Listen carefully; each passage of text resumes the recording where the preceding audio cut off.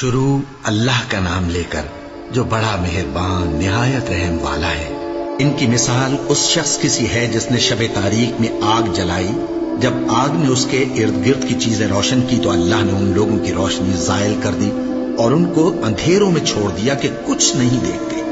یہ بہرے ہیں، گونگے ہیں، اندھے ہیں کہ کسی طرح سیدھے رستے کی طرف لوٹ ہی نہیں سکتے۔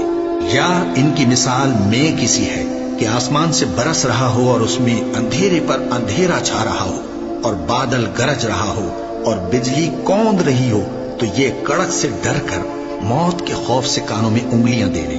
اور اللہ کافروں کو ہر طرف سے گھیرے ہوئے ہے، قریب ہے کہ بجلی کی چمک ان کی آنکھوں کی بصارت کو اچک لے جائے۔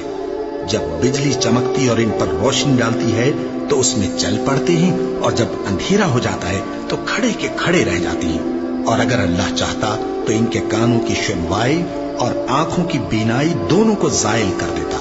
بلا شبہ اللہ ہر چیز پر قادر ہے۔